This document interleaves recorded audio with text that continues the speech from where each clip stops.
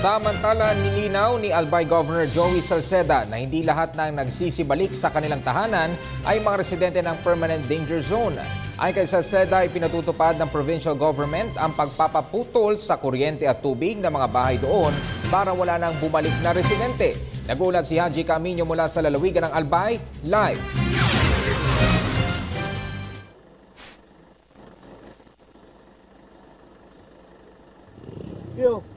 Ralph, nandito tayo ngayon sa Barangay Anuling sa bayan ng Kamalig na sakop ng 6-kilometer permanent danger zone kung saan ay wala tayong nakikitang mga tao ngayon dito dahil mahigpit nga pinagbabawal ni Albay Governor Joey Salceda na bawal nang bumalik sa kani-kanilang mga tahanan na sakop ng permanent danger zone yung mga residente na inilikas sa mga evacuation center. Pero sa press briefing na isinagawa kanina sa Albay Public Safety and Emergency Management Office o APSEMO ay may paglilinaw si Albay Governor Joey Salceda. Kung ano yon, narito ang report.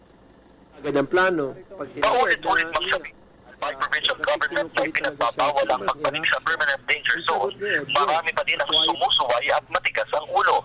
Pero kanina sa tanggapan ng Albay Public Safety and Emergency Management Office o APSEMO, nilinaw ni Albay Governor Joey Salceda na hindi lahat ng nagsisibalik na residente sa PDZ ay mga evacuees. 10% lang daw kasi ng mga ito ang nagmamayari ng lupa at mga hayop sa paanan ng Bulkang Mayon.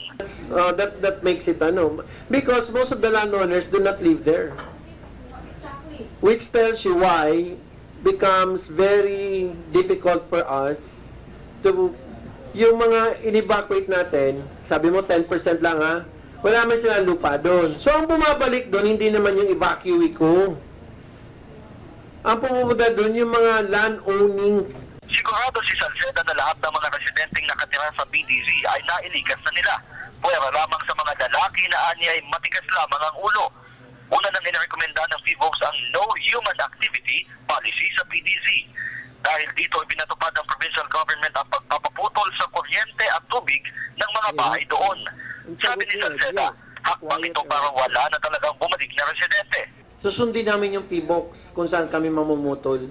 Ang sabi ng PBOX, no human activity inside the 6 permanent danger zone and the 7-kilometer southwest extended high-risk zone.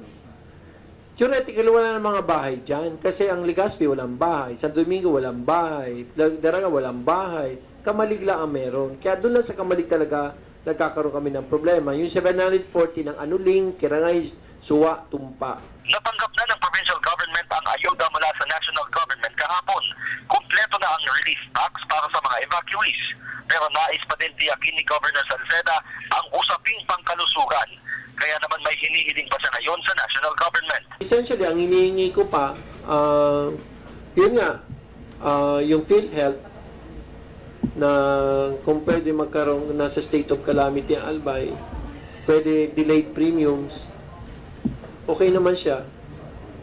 Kasi marami kaming na hindi namin mabayad-bayaran na mahal-mahal na kasi dati 600 lang PhilHealth, ngayon 200 na. Tapos, pangalaw, humingi ako ng ambulansya. Kasi, but I was talking essentially on the entire Albay na. We were talking about the needs of Albay already.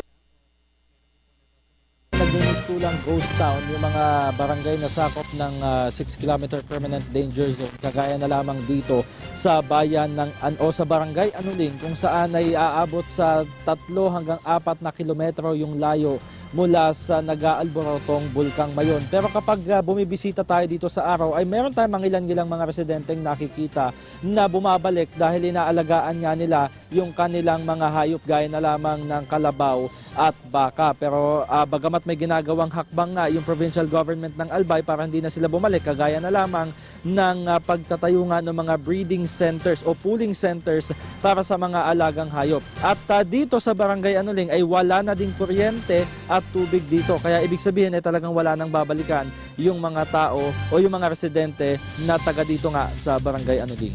At yan ang ating pag-uulat live mula dito sa lalawigan ng Albay kasama sina Jeff Tuazon at Romel Tagbas para sa Telebisyon ng Bayan. Ako si Haji Camino. Salamat, Haji Camino.